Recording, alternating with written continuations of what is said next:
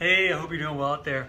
It's Dr. Matt here. I wanted to give you a couple ideas in terms of what you can do, especially if you're having some challenging upper back discomfort and possibly some rib head pain.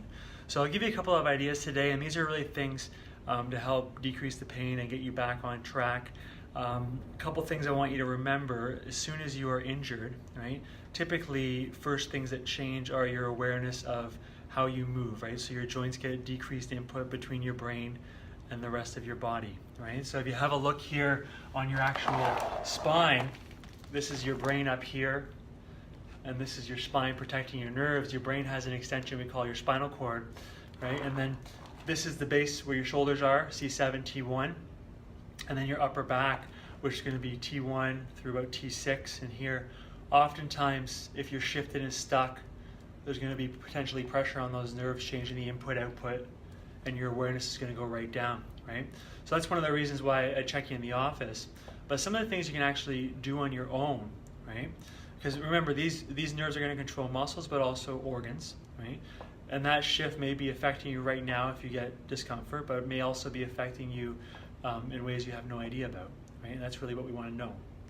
So what you can do on your own, think about the areas on the side of the spine, right? So especially those ribs are going to wrap around right here, and they're going to move a little bit, open up and close down, especially with respiration, right? So it may be uncomfortable with respiration, right? So when you're breathing, even if you breathe in deeply, you may find you get a lot of discomfort if your rib head is shifted or stuck. So you want to play a supportive role. A lot of the times we'll start with a tennis ball. You can use a tennis ball to address some of the soft tissue areas and even help get things moving again, right? Remember, the challenges in function may have been there for a while, right? The functional decline occurred, and all of a sudden it had enough your body, and there was some pain or alarm bells going off, right? And right now you're maybe experiencing the pain portion, right? But really you want to help to restore some function through there.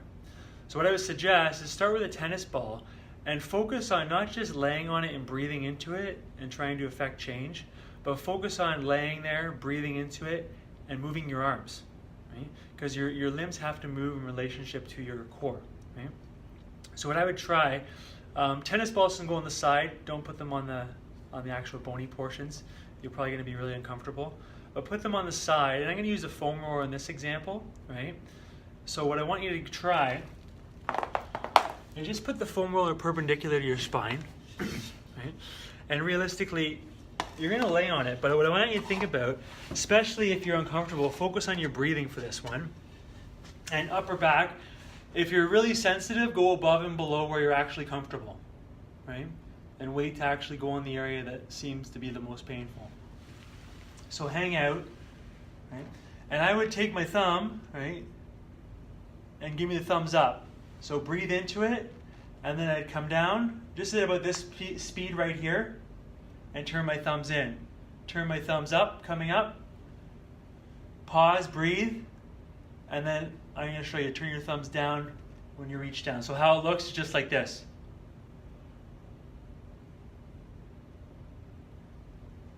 And instead of going just up, you can also go to the side. But just really focus on helping restore and breathe properly, right? Because a lot of times when you're uncomfortable, your breathing changes right away, changes your stress response, which is going to change your perception of pain as well. So give that a try. Like I said, I got a foam roller, which is an ABS pipe, homemade, but it's a little more aggressive version, so you can start with just a tennis ball from the dollar store. Excuse me, hang out in those regions, and then go from there. That'll help address some of the symptoms, okay?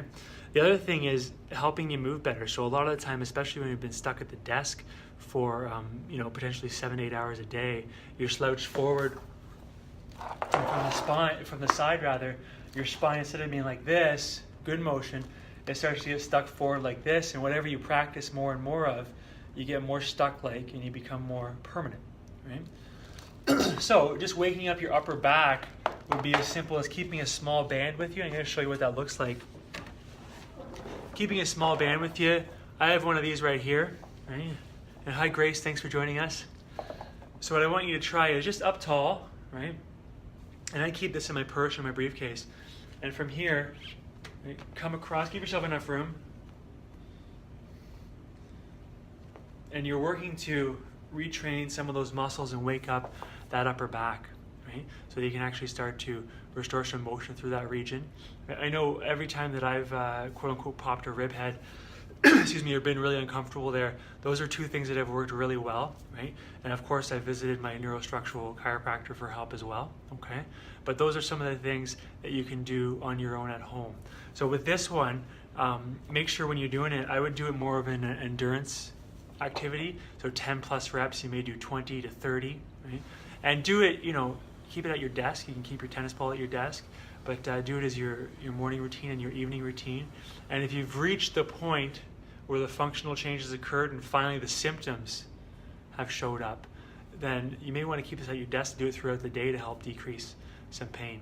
So give that a try, and don't forget, at the end of the day, all your messages for health come from your brain and travel down your spinal cord. And if you're shifted and stuck, it's always going to be a factor in your overall health. So try those two things on your own. Let me know what you think. And if you have any questions, please let me know. Otherwise, I'll talk to you soon. Have a great day, guys. Bye for now.